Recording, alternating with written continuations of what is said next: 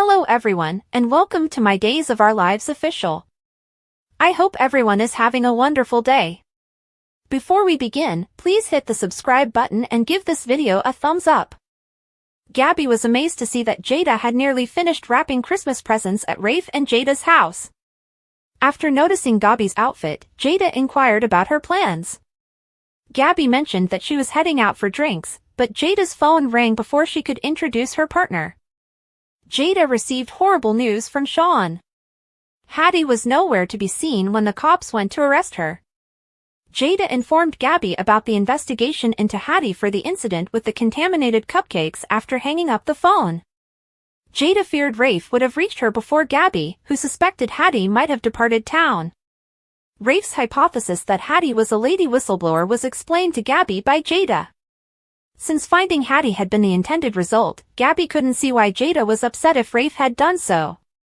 Jada implied that her own case against Hattie might be screwed up by Rafe's meddling.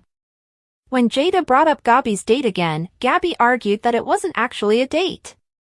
She clarified that JJ was just briefly back in town and most likely wanted to catch up. Javi had been the one to accept the invitation, Gabby added. Jada indicated that it was a date since she believed Gabby could be protesting too much. At that moment, JJ showed up and rapped on the door. When Gabby responded, JJ embraced her and remarked on how gorgeous she looked. Gabby gave the compliment back. JJ inquired as to Gabby's readiness for their date. Knowing what he was saying, Jada grinned. Admire Days, B&B, General Hospital, or other soap operas. Participate in the discussion on our SC boards. To interact with fans and start a conversation right away, click here. After inviting JJ inside, Gabby presented him to Jada. Then she went out for a moment to get something. Jada brought up JJ's previous career as a police officer during their alone time. She urged him to think about going back into the military. After that, Gabby and JJ got seated in small bar for their date. JJ acknowledged that he was shocked that Gabby accepted his invitation, and they drank drinks.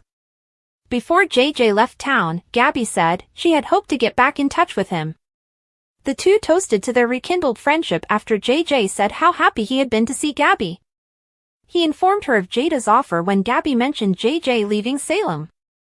After what had transpired with Theo, JJ revealed that he was reluctant to work on the force once more. He was reassured by Gabby that he was not at blame for the incident. JJ remembered that on a previous Christmas Eve, just as he was going to end his life, Gabby had discovered him. He confirmed that he wouldn't be here if it weren't for Gabby. Gabby grasped his hand and smiled reassuringly at him. Leo held Alice's jewelry in front of a mirror in his flat. He pondered whether he should keep the necklace for himself or maintain his word to Doug since he liked the jewelry's appearance on him. The door was knocked on.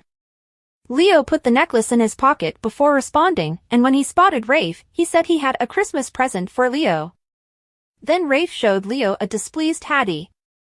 As soon as Hattie entered, she started making fun of Leo, who was happy to reciprocate. Hattie went on a tirade over Leo exploiting her likeness to film the death scene for Charlemagne before he could question her about Lady Whistleblower. She demanded an unbreakable pact from a bewildered Leo. When Hattie said that Rafe had informed her that she was desired back on body and soul, Leo's understanding improved. Rafe shrugged as Leo went to him and mockingly asked whether he had told Hattie that she would be returning to her previous post.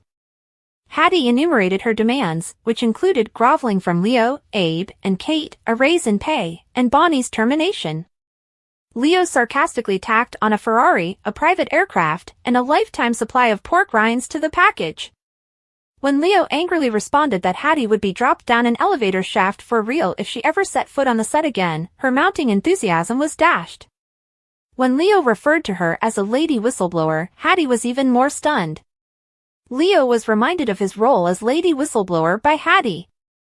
Leo claimed that Hattie had violated his relationship and trust by being a thieving plagiarizer.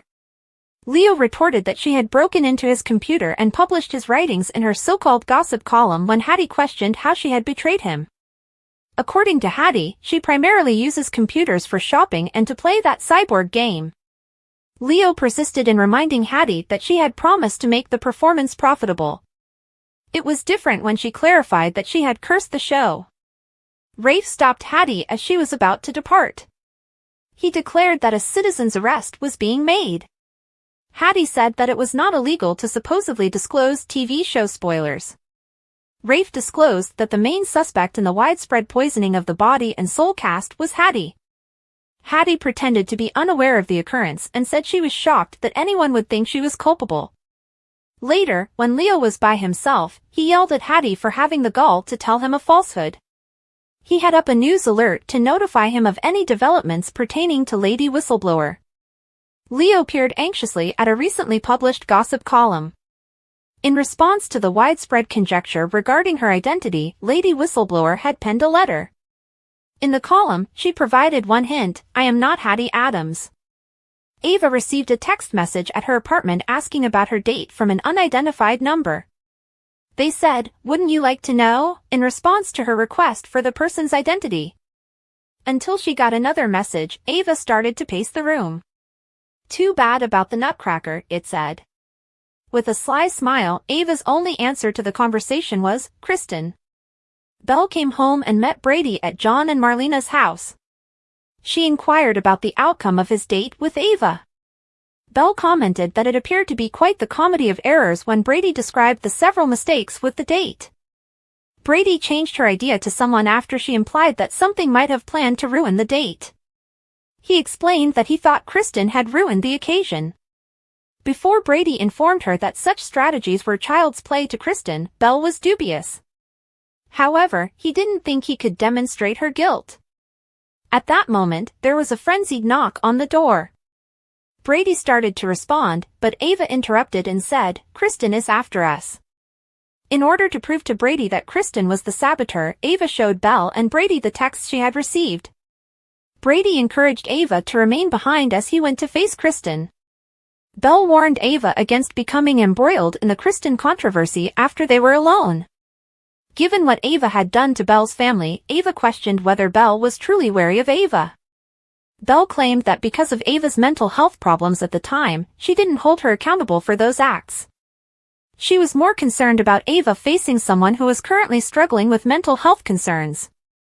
Ava was informed by Belle of the extent Kristen had gone to in order to keep Brady and Chloe apart. Ava reassured Belle that she could manage any situation that Kristen presented to her and that she wasn't scared of her.